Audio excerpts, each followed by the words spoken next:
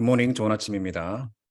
오늘 주님께서 주시는 말씀 사도행전 9장을 볼 텐데요. 오늘 하루 세월의 하나님의 때를 분별하는 하루 되시기를 축원합니다. 사도행전 9장 23절에서 31절 말씀 보겠습니다. 사도행전 9장 23절에서 31절 말씀 제가 봉독해 올리겠습니다. 여러 날이 지남에 유대인들이 사울 죽이기를 공모하더니 그 계교가 사울에게 알려지니라. 그들이 그를 죽이려고 밤낮으로 성문까지 지키거늘 그의 제자들이 밤에 사울을 광주리에 담아 성벽에서 달아내리니라. 사울이 예루살렘에 가서 제자들을 사귀고자 하나 다 두려워하여 그가 제자됨을 믿지 아니하니 바나바가 데리고 사도들에게 가서 그가 길에서 어떻게 주를 보았는지와 주께서 그에게 말씀하신 일과 다메섹에서 그가 어떻게 예수의 이름으로 담대히 말하였는지를 전하니라.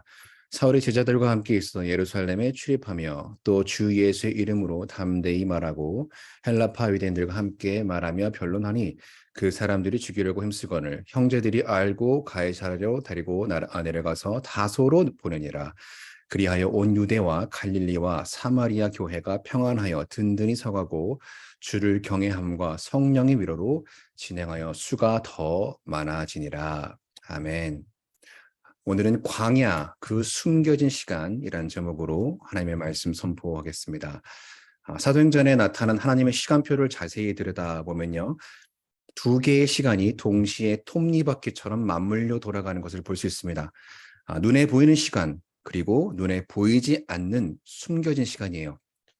자, 우리가 오늘이라는 보이는 시간을 헛되이 보내지 않고 시간의 주인이신 하나님을 경외해야 하는 이유입니다. 자, 그렇다면 하나님은 왜 우리 눈에 보이는 시간 외에 숨겨진 시간을 통해 일하시는가?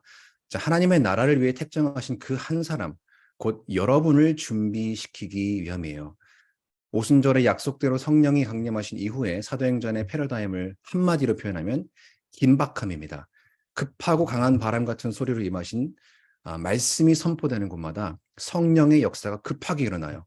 이게 바로 사도행전의 눈에 보이는 시간입니다. 이 눈에 보이는 시간을 극대화하기 위해서 누가는 사도행전의 전반에 걸쳐서 반복적으로 어떤 한 단어를 사용합니다. 바로 영어 성경에 immediately라고 번역된 말이죠. 한글 성경에 곧, 즉시, 즉시로라는 말입니다. 곧, 즉시라는 말이 나올 때마다 또한 곧, 즉시로 하나님의 능력이 터져 나와요. 성격 급한 우리 한국인들이 사도행전을 특별히 좋아하는 이유가 있습니다. 사도행전 3장에 성격 급한 베드로가 성전 미문에 앉은 자를 나사렛 예수 그리스도의 이름으로 일어나 걸으라 오른손을 잡아 일으키니 어떻게 돼요? 의사인 누가는요. 상세하면서도 또한 매우 긴급한 어조로 이렇게 기록합니다. 발과 발목이 곧 어떻게 해요? 곧 힘을 얻고 사도행전 9장에도 이런 긴박함은 계속돼요. 사울의 회심 사건 이후에 어제 본문이죠. 다메섹의 아나니아라는 제자에게 일어나 집가라 하는 거리로 가서 다소 사람을 찾으라 그랬어요. 자, 곧게 뻗은 거리와 같이 하나님의 다급하고 화급한 마음이 숨어져 있습니다. 아나니아가 순종해요. 그리고 사울을 찾아가서 안수하고 하나님의 말씀을 전합니다. 그랬더니 어떻게 됩니까? 즉시 사울의 눈에서 비늘 같은 것이 걷어져 다시 보게 된지라. 할렐루야. 자, 이를 경험한 사울 또한 즉시로 회당으로 뛰어들어가요. 예수가 하나님의 아들이심을 전파합니다. 자, 이런 다급하고 긴박한 패턴은요. 후에 사울의 즉 바울의 선교 여행에서도 나타납니다. 사도행전 16장에 바울이 밤에 환상을 보죠. 마게도냐 사람이 청하여서 건너와서 우리를 도우라 합니다. 그리고 사도행전 16장 10절에 곧 마게도냐로 떠나기를 힘쓰니 바울이 즉시 순종해요. 그러자 바로 다음 절에 드로아에서 배로 떠나 직행하여라고 말을 합니다. 자, 하나님께서 얼마나 다급하셨으면 드로아에서 출발한 지 이튿날 마게도냐 지방의 첫 성인 빌립보로 바울 이름을 들여보내십니다. 닷새 걸릴 백길이에요. 그런데 단 이틀 만에 이루십니다. 그곳에서 루디아를 만나고요. 빌립보 교회가 세워지는 발판이 됩니다. 자, 성경이 말하고자 하는 게 뭡니까? 어둠의 영이 휩싸인 오늘과 같은 이 시대를 향한 하나님 아버지의 답답하고 상하고 화급한 마음을 표현한 거예요. 오늘 우리가 사는 미국 땅을 향한 하나님 아버지의 마음입니다. 다음 세대로의 신앙 전수가 완전히 무너지고 있는 이 시대에, 이 교회에 선교사를 파송하던 나라가 거꾸로 선교지가 되어버린 지금 이때에 이곳을 향한 하나님 아버지의 답답하고 화급한 마음이에요. 주님께서는 우리가, 교회가 오늘 함께 그 마음을 공감해 주시길 원하는 겁니다. 자, 이게 바로 사도행전을 읽으면서 우리가 발견해야 할 아버지의 마음이에요. 성격 급한 우리 한국 사람들은요, 공감하는 방법 또한 남다릅니다. 저 보통 두 가지 반응이에요. 첫째로는 그럼 하나님 빨리 뭐라도 해주셔야 되지 않습니까? 라고 하나님께 따지거나 혹은 됐어요. 그냥 내가 할 테니까 나라도 좀 어떻게 보내시든지 쓰시든지 좀 하세요. 도리어 하나님을 다그칩니다. 그런데 이 시대를 향한 답답하고 화급한 하나님의 마음 가운데 우리 한국 사람들을 더 답답하고 화딱지나게 만드는 상황이 오늘 본문에 발견되고 있어요. 하나님의 긴박한 시간표 뒤에 눈에 보이지 않는 시간, 숨겨진 시간, 곧 광야의 시간을 준비해 놓고 계시더라는 거죠. 바로 이 시간이 오늘 사울의 인생에서 일어나고 있습니다. 23절 다시 보겠습니다. 여러 날이 지나매 유대인들이 사울 죽이기를 공모하더니, 자, 여기 여러 날이 지나매라는 말에 숨겨진 자간의 의미를 숨은 시간을 살펴볼 필요가 있습니다. 여기 여러 날로 번역된 헬라어를 보면요. 누가는 의도적으로 19절에 사울이 다메섹에 있는 제자들과 함께 며칠 있었다는 말과 완전히 다른 말을 사용하고 있어요. 며칠 정도가 아니라 상당히 긴 시간의 간격이 있었다는 것을 드러내는 말입니다. 그럼 대체는 얼마나 긴 시간이냐? 성경을 읽다가 질문이 생기면 가장 좋은 방법이 뭡니까? 성경이 답을 하게 해야죠. 갈라디아서 1장 17절에서 19절을 보니까 이후에 바울이 이렇게 말합니다. 또 나보다 먼저 사도된 자들을 만나려고 예루살렘으로 가지 아니하고 아라비아로 갔다가 다시 다메섹으로 돌아갔노라. 그 후 3년 만에 내가 게바를 방문하려고 예루살렘에 올라가서 그와 함께 15일을 머무는 동안 주의 형제 야고보 외에 다른 사도들을 보지 못하였노라. 자, 오늘 23절에 여러 날은 3년이란 시간이 지났다는 것을 알 수 있어요. 자, 상식적으로 사울이 회심 후에 예루살렘을 먼저 갔으면 그곳의 사도들과 장로들에게 검증받고 하루라도 일찍 공식 사역을 시작할 수 있는 거 아니에요. 그런데 예루살렘에 올라가기도 전에 먼저 3년이란 긴 시간을 이곳에서 보냅니다. 이곳이 어디입니까? 아라비아 광야예요. 자, 아라비아는 다메섹에서 아주 근접해 있습니다. 다메섹에서 동남쪽으로 내려가면 그 끝부분이 아라비아 광야로 연결돼요. 자, 중요한 것은 왜 하필 이때 광야로 가야 했나? 상식적으로 이해가 가지 않습니다. 자, 사울이 어떤 사람입니까? 어제 본문이 어떻게 끝났어요? 즉시로 각 회당에 들어가서 담대히 예수를 그리스도로 증언하여 다메섹에 있는 유대인들을 당혹하게 하니라. 자, 사울은요, 회당에서 자라고 살았던 사람이에요. 그 누구보다 회당의 분위기를 잘 아는 사람입니다. 즉시로 회당에 들어가서 복음을 전했다. 이 말은 죽으러 들어갔다 하는 말과 같은 말이에요. 자, 우리 눈에 보기에는 지금의 사울이야말로 하나님의 다급한 마음에 즉시 순종할 준비가 되었고 복음을 위해서라면 곧 죽을 준비가 된 사람, 그야말로 이 일에 가장 적합해 보이는 사람이에요. 근데 가만히 놔두면 알아서 날아다니면서 복음을 전할 이 사람을 하나님은 왜 하필 지금 광야로 보내시는가 하는 겁니다. 당시 사울 입장에서도 그런 놀라운 소명의 사건을 겪었으면, 아니 이게 뭡니까 하나님, 급하고 강렬하게 부르셨으면 급하고 강하게 쓰셔야 하는 거 아니냐, 수년간 제 안에 풀리지 않는 질문이었어요. 중국 유학 시절에 급하고 강렬하게 소명을 받고 이곳 어스틴 장로의 신학대학원에 입학을 합니다. 하나님의 화급함이 어느 정도였냐면 중학생 때부터 15년간 아무리 두드려도 열리지 않던 미국으로 가는 하늘길이 네, 신학교 갈게요 라고 목회 소명에 순종하는 즉시로 2달 만에 모든 비자를 비롯해서 모든 문제가 해결되고 문이 직행으로 열려버립니다. 신학교에 들어왔어요. 밤낮으로 사울이 회당에 들어가는 마음으로 학업에 매진합니다. 근데 이때부터 계속 길이 막혀요. 우리 교회가 이전에 속했던 PCUSA 교단이 본격적으로 진리를 거스르기 시작합니다. 교수고 학생이고 할 것 없이 하나님의 말씀을 자기 멋대로 재단하고 해석하고 적용해요. 동성결혼 문제가 수면 위로 올라온 것도 딱 이 시점입니다. 사실 그 보이는 문제는요, 빙산의 일각이에요. 심지어 어떤 일이 있었냐. 그리스도의 종을 배출해야 하는 신학교가 이슬람 회당에서 코란을 설파하는 이맘을 인터페이트라는 명목하에, 종교 간의 대화라는 명목하에 목회학 석사 과정 MDV에 입학시키는 초유의 사태가 일어납니다. 아침 5시에 일어나서 제가 새벽 기도를 가려고 기숙사에서 나오면요, 딱 그 사람 방만 불이 켜져 있어요. 다 잠든 신학교에 이 무슬림이 일어나서 살라시라고 알라한테 기도하고 있는 겁니다. 저는 그때 각오를 했어요. 진리의 말씀만큼은 무슨 일이 있더라도 타협하지 않으리라. 진리의 말씀에 절대로 물타기 하지 않으리라. 졸업을 코앞에 두고 3년 동안 공부한 거 다 포기하고 인근 달라스 지역의 포트워스에 사우스웨스턴 침례 신학교에 재입학합니다. 또다시 3년을 광야에서 시간을 보내요. 사람들이 다 뜯어 말렸어요. 아니 이제 한 학기만 더 있으면 졸업하고 안수받고 네 앞길이 창창할 텐데 이게 뭔 사서 고생이냐. 그 3년의 숨겨진 시간을 보내면서 하나님께 참으로 많이 따졌습니다. 하나님 부르셨으면 쓰셔야 되는 거 아니냐. 사도 바울은요, 그 답을 갈라디아서 이렇게 말합니다. 갈라디아서 1장 11절 12절입니다. 형제들아 내가 너에게 알게 하노니 내가 전한 복음은 사람의 뜻을 따라 된 것이 아니니라. 이는 내가 사람에게서 받은 것도 아니요 배운 것도 아니요 오직 예수 그리스도의 계시로 말미암은 것이라. 바울이 이 말을 하고 있는 시점은요, 이미 바울이 아라비아 광야에서 3년을 지낸 후에 그로부터 약 15년이 지난 시점에 쓴 내용입니다. 오늘과 같이 사람들이 귀에 쏙쏙 들어오고 쏙쏙 박히고 듣기 좋은 메시지만 선포해대는 그 거짓 교사들이 침투한 갈라디아 교회를 향해서 사도 바울은 갈라디아서 1장 10절에 이렇게 얘기하지 않았습니까? 이제 내가 사람들에게 좋게 하랴, 하나님께 좋게 하랴, 사람들에게 기쁨을 구하랴. 내가 지금까지 사람들의 기쁨을 구하였다면 그리스도의 종이 아니니라. 제 목회 철학이기도 합니다.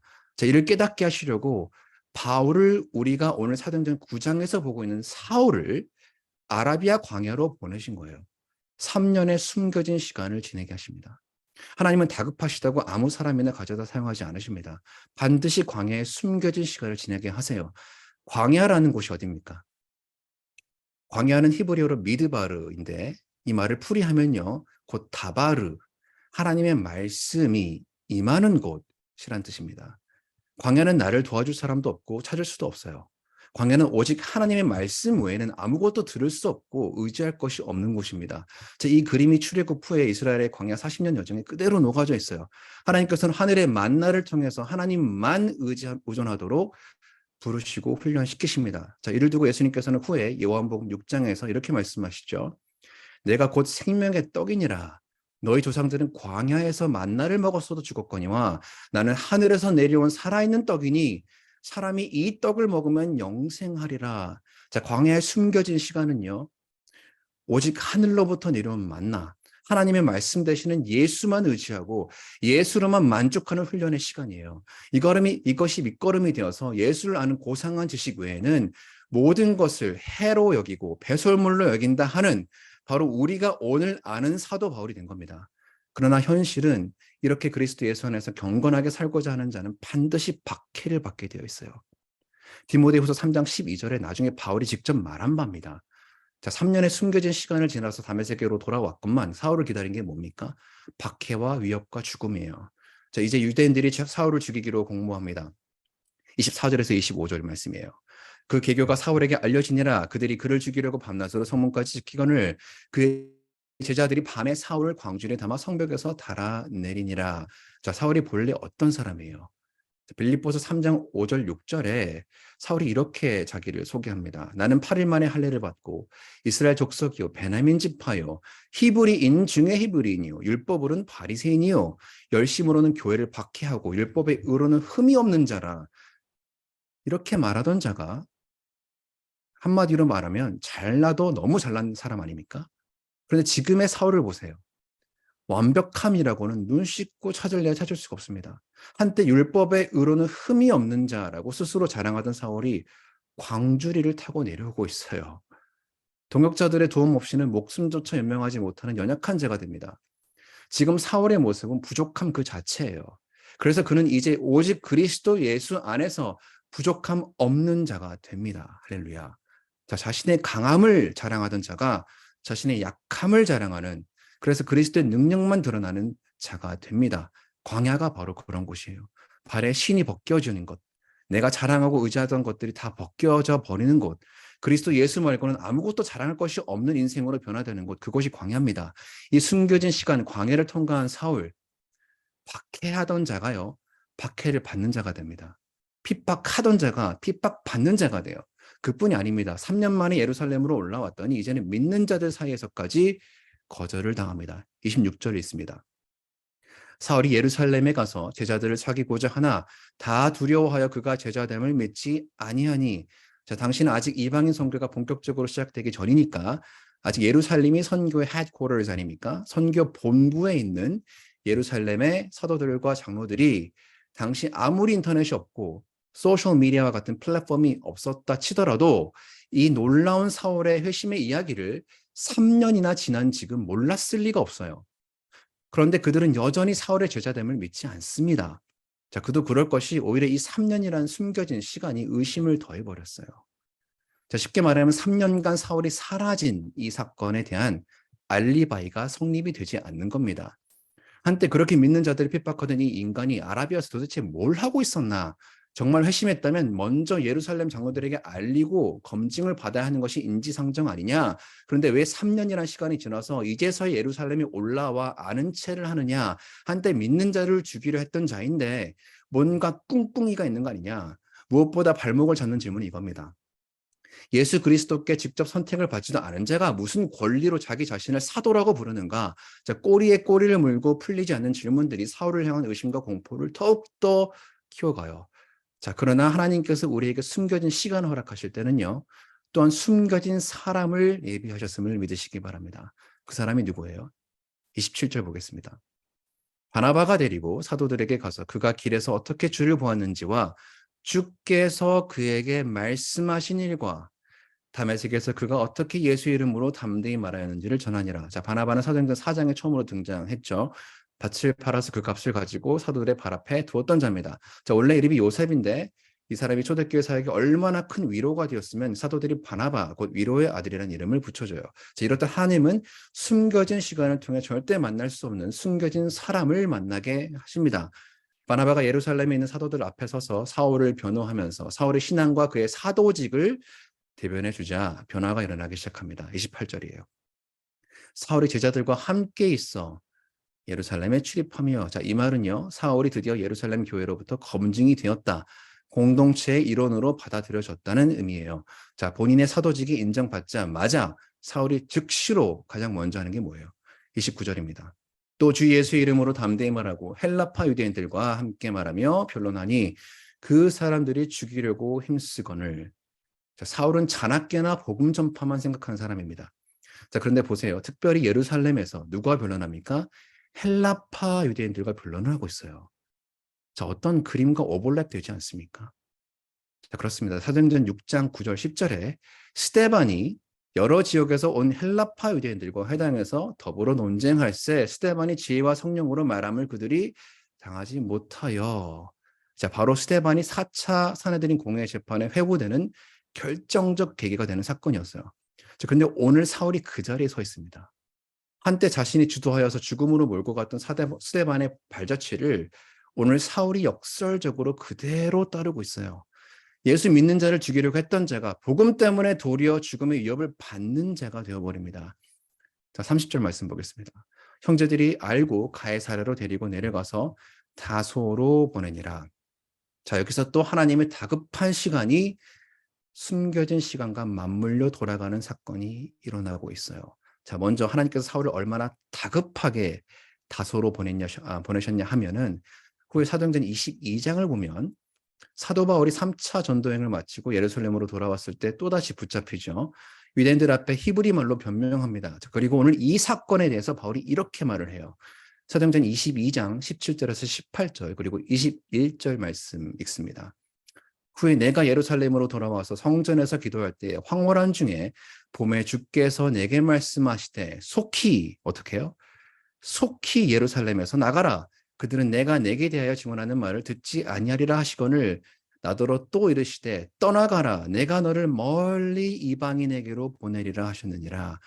자, 하나님께서 사울을 오늘 예루살렘에서 다소로 그냥 보내신 것이 아니라 속히 보내십니다. 자, 그 이유를 보았더니 하나님이 그를 부르신 목적을 사울에게 다시 리마인드 시켜주시기 위함이에요. 내가 너를 멀리 이방인에게로 보내리라. 자, 그런데 멀리 이방인에게로 보냄받기 위해서는 오늘 이를 위해서 고난을 받는 것까지가 사울의 소명입니다.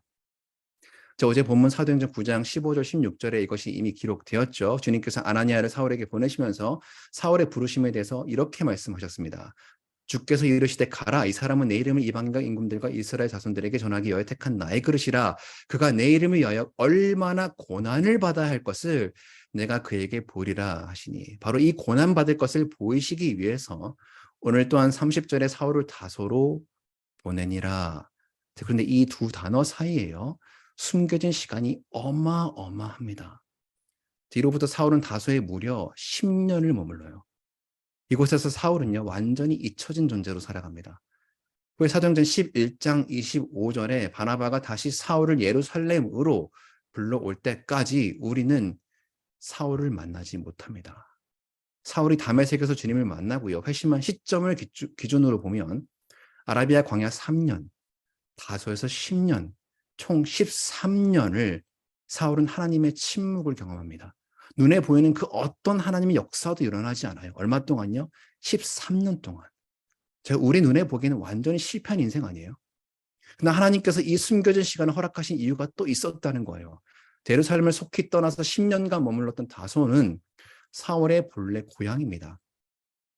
다소는 지중해로부터 내륙으로 약 16km 들어온 지점에 있는 도시예요. 당시 로마의 식민지였기 때문에 다소에서 태어나기만 하면 저절로 로마 시민이 됩니다. 사울도 이렇게 로마 시민권을 가지게 된 거죠. 다소는요, 지형적으로 동방사상과 서방의 문화, 학문이 함께 어우러진 곳이에요.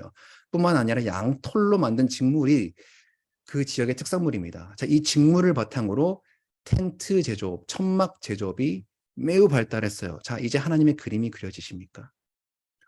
헬라파 유대인으로 다소에서 태어나서 헬라어와 히브리어에 능통하고 장막 제조 기술을 익혔던 이 모든 것이 하나님께서 사울 한 사람을 이방인의 사도로 세우시기 위해서 평생 동안 준비시키신 그 시간, 숨겨진 시간이었음을 성경이 이렇게 말하고 있는 겁니다. 이 모든 것이 오늘 다소로 보내니라, 이 두 단어에 숨겨져 있어요. 하나님께서 오늘 여러분을 이 미국 땅으로 보내셔서 마치 숨겨진 시간과 같은 인생의 시간을 보내시게 하는 이유가 있다는 겁니다. 내 눈에는 당장 보이지 않을지라도 이 모든 것이 하나님의 은사와 부르심에 따라 하나님 나라의 확장이라는 원대한 목적을 이루시기 위해 택하신 그 한 사람, 나를 위해 또한 내 자녀를 위해 그렇게 준비하고 계셨다. 그 목적을 위해 지금도 역사하고 계신다는 거예요. 이 목적을 위해 하나님께서 오늘이라는 보이는 시간 가운데 또한 보이지 않는 시간, 숨겨진 시간을 허락하고 계시다. 하나님 나라를 위해 택정하신 그 한 사람, 곧 여러분을 준비시키고 계신다. 어떻게 해요? 광야를 통과하게 하심으로. 사도행전 13장 이후의 바울의 이야기, 그의 인생 스토리를 이미 보고 알고 있는 우리는요, 이 숨겨진 광야의 시간이 결국 사울을 바울로 만드는 시간이었음을 우리는 알고 있습니다. 많은 신학자들이요, 다소에서 사울이 보낸 오늘 이 10년의 숨겨진 시간이 없었다면 촌철살인과 같은 복음의 정수가 담긴 로마서는 세상의 빛을 보지도 못했을 거란 말이에요. 그만큼 사울을 더욱더 깊은 곳으로 하나님의 임재와 영광으로 인도한 시간입니다. 사울이 멀리 이방인에게 보냄받아 가진 고난을 받고 견디려면 먼저 오늘 이 광야의 시간을 통과해야만 했던 거예요. 우리 눈에는 도저히 이해가 가지 않습니다. 또한 다음에 나오는 31절 말씀도 우리는 너무 마음에 안 들어요. 자, 31절 말씀 읽겠습니다. 그리하여 온 유대와 갈릴리와 사마리아 교회가 평안하에 든든히 서가고 주를 경외함과 성령의 위로로 진행하여 수가 더 많아지니라. 자, 우리가 사역을 하면서 종종 착각하는 게 하나 있는데, 나 없으면 어디 잘 돌아가나 봐라. 아니요, 현실은 내가 없어도 하나님의 사역 너무나 잘 돌아가요. 아니, 나 때문에 안 돌아가나 싶을 정도로 더 부흥합니다. 그렇습니다. 문제는 항상 나예요. 나라는 존재가 사라지고 하나님이라는 나, I'm that I am, 스스로 계신 그분만이 사시게 하는 시간이 바로 광야입니다. 위대하게 부름받아서 오늘 잊혀진 존재가 된 사울, 그가 숨겨진 시간을 통과하는 동안 하나님은 여전히 역사하고 계십니다. 어떻게 해요? 말씀대로. 자, 31절에 누가가 기록해 놓은 지역의 순서를 보세요. 유대와 갈릴리아와 사마리아. 사도행전 1장 8절 말씀이 그대로 성취되어 가고 있습니다. 하나님께서는 우리 눈에 보이지 않는 시간, 숨겨진 시간 가운데 다음 챕터를 준비하고 계신 거예요. 무슨 말이에요? 사도행전 2장에 예루살렘에 모인 유대인들에게 믿음의 문이 열렸죠. 그리고 수데반의 순교를 기점으로 예루살렘에 있는 교회를 박해를 허락하십니다.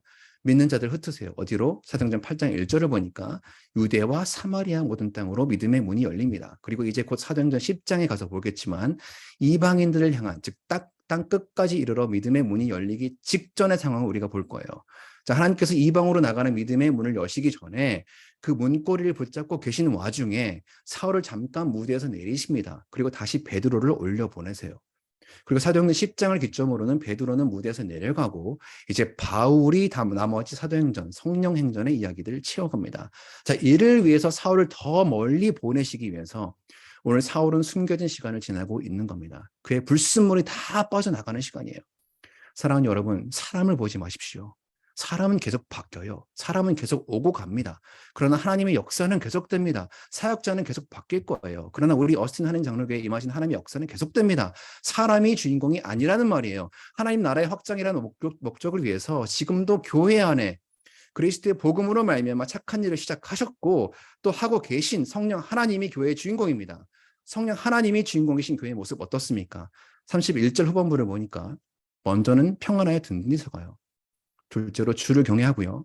셋째로 성령의 위로로 진행되고 세워집니다. 마지막으로 그리하여 수가 더 많아집니다. 이 수는 모이기 위한 숫자가 아니라요. 흩어지기 위한 숫자예요.